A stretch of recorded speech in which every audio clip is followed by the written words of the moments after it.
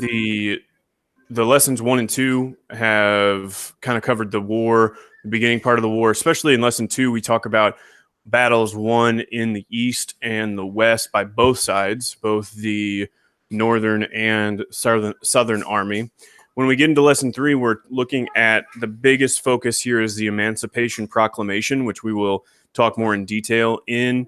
And we're also going to look at how that affects the war, how that affects Abraham Lincoln, and then also how African-American soldiers and slaves are affected during the part of the war that we're covering right now as well.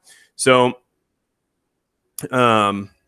if you look here, if you remember back to the social reforms that we talked about in Unit 7, abolitionists are one of those reformers, one of those reform movements. An abolitionist is somebody who wants to abolish slavery, like get rid of slavery completely. And in the North, there starts to be a large push to actually end slavery. And they really want Abraham Lincoln to do something about that. So as the Union Army takes over more Confederate territory, it allows more and more slaves to escape. So as they push forward into the South, more and more slaves feel that they are able to escape from their plantations or their farms that they're living on. Abolitionists pressured the government to act to end slavery. They see this as an opportunity to kind of say, hey, we can stop this. We can stop this if we want. We can go ahead and push something out to everybody to say, hey, slavery needs to end right now. Lincoln was hesitant to end slavery for a few reasons. He was not sure that the Constitution gave him the power to abolish slavery in every state. He's not sure that that is something that technically is a power that the president should have, to just be able to pass a law, because that's not really how our government is set up. If you kind of remember back to the 3 branches of government, we have the legislative branch, which introduces laws. The Congress in that branch, they vote on it. They are elected officials. A bill is introduced and then it becomes a law after it passes the House and the Senate, and then the president signs it, and then it becomes an official law for the entire United States. President Lincoln doesn't really feel comfortable at this moment to say, hey, I'm just going to get rid of slavery altogether, and that's going to be the law everywhere. So he's a little hesitant to do that right at this moment. He wanted to preserve the Union, meaning that he didn't want to just do something to anger the southern states, and he wasn't sure that freeing all the slaves would do that. He thought maybe it'd upset the South too much.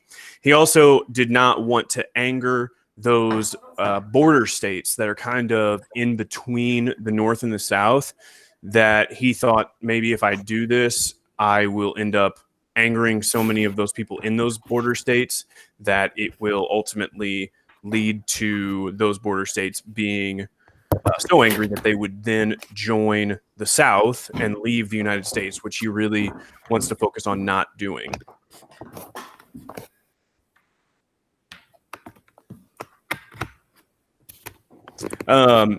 He knew that many in the North opposed freeing the slaves, but at this point in the war, after the Battle of Antietam, Lincoln chooses to it gives him a position of power and strength to be able to say, okay, well, the North is kind of in a good position now. We are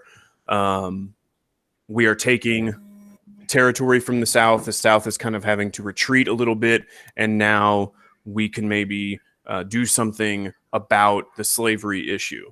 So on January 1st, 1863, Lincoln issues an executive order. An executive order, it basically says an executive order is something that the president can do that then will go into effect for the entire nation. So he issues an executive order called the Emancipation Proclamation, and this is going to completely change the feel and the kind of course of the Civil War in general. So Emancipation Proclamation here, you have Frederick Douglass, you just have pictures of Abraham Lincoln, all that good stuff. The Emancipation Proclamation declared that slaves in Confederate territory were free. So this is an important thing for you to understand about the Emancipation Proclamation. The Emancipation Proclamation did not free all slaves in the United States. It only declared that slaves in Confederate territory were free. The Union Army could only enforce the proclamation, so they could only free slaves in Confederate territory. So only in the southern states, not in the United States, not in the northern states. Most slaves in the Deep South were still under control of their owner. Now, why did he do this? The thought process that he has is that the North, he is president of the United States of America, which is the northern states. He is not president of the southern states or the Confederate States of America. He sees this as kind of an act of war, like a wartime decision. He does not feel comfortable, and he does not feel that he has the power of the presidency that he can just abolish slavery in the United States. He doesn't think that the Constitution grants him that power. So what he does instead is free slaves in basically territories that are not controlled by him. He's saying that the army can go and free those slaves. So critics complain that Lincoln only freed the slaves in the Confederacy. A lot of abolitionists are going to want to say, hey, we want all of the slaves freed everywhere.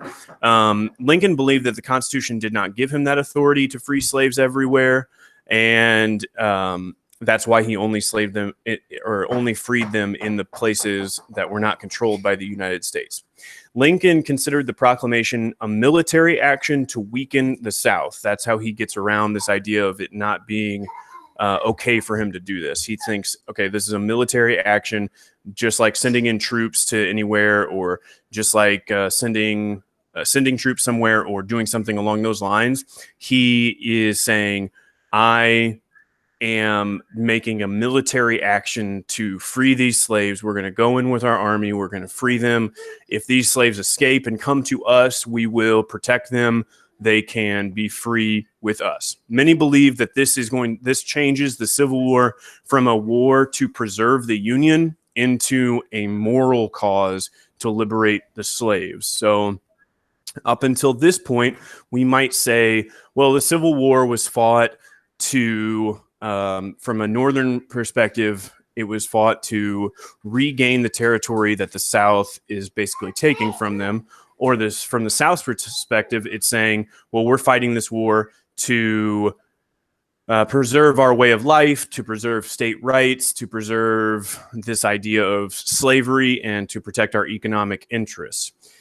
From the point of the Emancipation Proclamation, we essentially shift that thinking into, well, now it becomes more of the central focus is the North wants to get rid of slavery, and the South wants to protect it. So there definitely is a shift here with the Emancipation Proclamation when it is put into place. The response to the Emancipation Proclamation. Most abolitionists were thrilled with the proclamation. Many maybe thought that it didn't go far enough, but many believed, like Frederick Douglass, that it should have freed all slaves, not just the slaves in the South.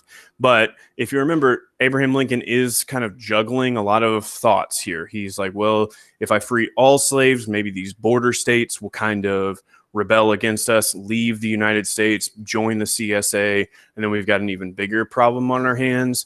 So he's kind of juggling those things. Most Northern Democrats opposed the proclamation. Remember, Abraham Lincoln is a Republican. Republicans were a party founded on the idea of abolishing slavery or stopping it from spreading.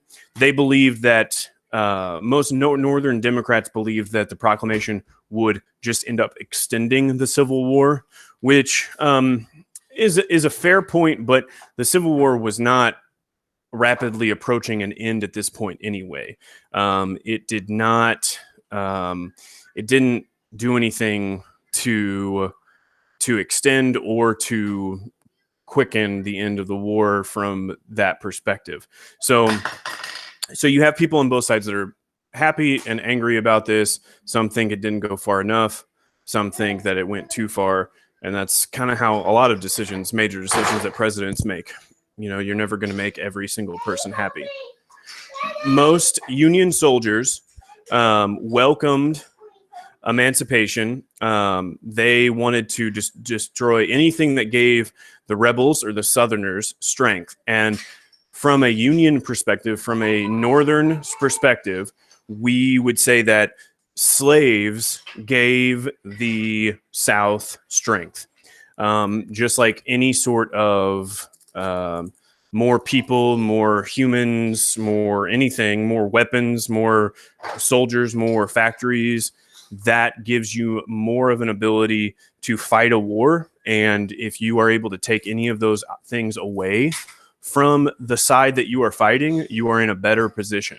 Southerners reacted angrily to the proclamation, obviously. Many slaves began escaping to the Union, and this is going to end up depriving the Confederacy of labor, and it ends up giving the Union soldiers. So you free slaves in the South. The Southerners now lose people that are working on the plantations, working on anything that would give them more resources. So that's something that's going to hurt the Confederacy. And then those escaped slaves, many of them will end up going and joining the Union Army, which gives the Union Army more soldiers. And that's already something that the Confederacy, they are already outnumbered. So it's going to be a problem for the South. The proclamation also gave African Americans the opportunity to finally fight in the Union Army.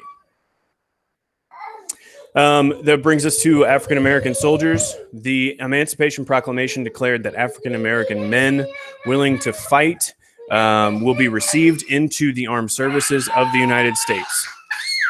Frederick Douglass and other abolitionists believed that recruitment of African American soldiers would be the first step to full citizenship for people of color. If you think about it, many people are going to argue here that, you know, if you are accepted into the Army, you then the next logical step would be that you would be accepted into society. You would be a citizen. You might get more rights and more abilities to be a free person. So it is a symbol of hope for these people. African Americans from throughout the country joined into the United States Army. Most of these African Americans that join into the Union Army are going to be runaways. They come from the South and then they join in the Union Army. By the end of the Civil War, 180,000 African Americans had joined the Union Army.